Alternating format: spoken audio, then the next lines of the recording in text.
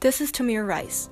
On November 22, 2014, he was killed by Ohio police who claimed that he had been holding a lethal weapon when he only had in his possession an airsoft replica of a real gun which contained plastic pellets. He was 12 years old. Tamir Rice's case is not unique in the narrative of race relations in the United States. James Baldwin, a writer of the 1960s, knew this too. The Fire Next Time by James Baldwin is a book that consists of two essays titled My Dungeons Shook, Letter to My Nephew on the 100th Anniversary of Emancipation, and Down at the Cross, Letter from a Region of My Mind. On the most fundamental level, both pieces promote love and truth as positive forces against racial conflict present in society, both then and now. While My Dungeon Shook is an epistolary essay addressed to Baldwin's nephew, also named James, Down at the Cross is a memoiresque personal essay that focuses on Baldwin's dissection of various political responses to race relations in America. The book as a whole was published in 1963, at a period of America's history when every American seemed to be caught in complex movements of change and conflict. These movements varied from the suffrage movement to the gay liberation movement to the civil rights movement, the eye of the hurricane from where Baldwin was writing. Like many other classics, I expected Baldwin's words to hold no weight in the America we all live in. That is, after 50 years of continuous flux in the cultural and social fabric of the United States, it would make sense if Baldwin's words, old as they were no longer applicable to the political and racial environment of the modern America. However, that was not the case. In examining race relations in America, Baldwin presents an often unacknowledged claim about his countrymen that still rings true today. He writes, "They have had to believe for many years and for innumerable reasons that black men are inferior to white men. They have destroyed and are destroying hundreds and thousands of lives and do not know it and do not want to know it." Then he continues, addressing James and other African Americans who were limited by their histories as slaves who toiled under the Chesapeake sun. "You were born where you were born and faced the future that you faced because you were black and for no other reason. You were not expected to aspire to excellence. You were expected to make peace with mediocrity." Here, Baldwin stresses the importance of the historical truth as a tool that not only gives ground and weight to the racial struggles one might face in the present, but also develops hope for the future.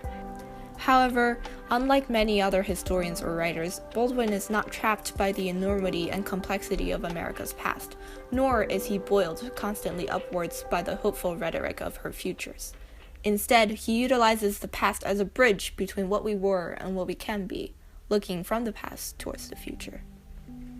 Another fundamental concept that goes hand in hand with Baldwin's historical truth here is love. Love takes off the masks that we fear we cannot live without and know we cannot live within. However, Baldwin's love is not sweet. His love is at times unrelenting, at times cruel, and always deeply rooted in truth. His love is, quote, not in the infantile American sense of being made happy, but in the tough and universal sense of quest and daring and growth.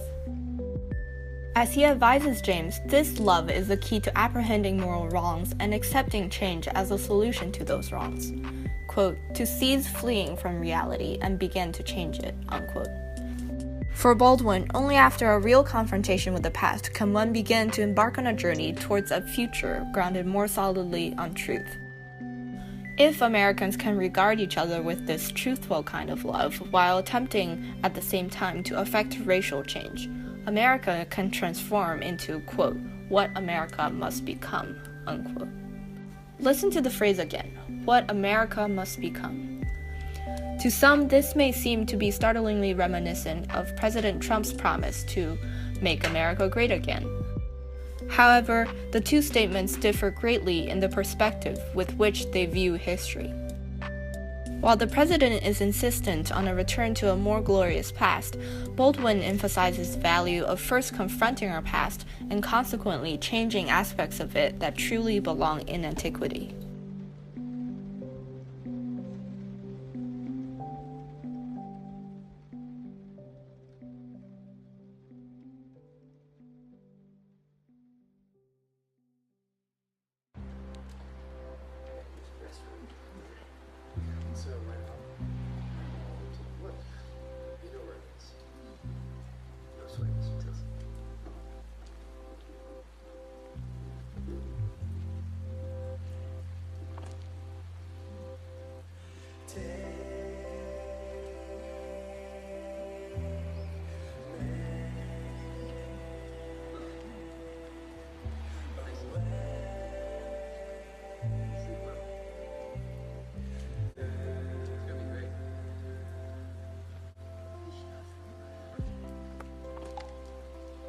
While these atrocities and our past glories should not be forgotten or ignored, we should also not be dwelling so heavily on the history books. Instead, we should open America's eyes through Baldwin's love and redirect her gaze towards the unwritten pages of the future, the only place where America is what America must become.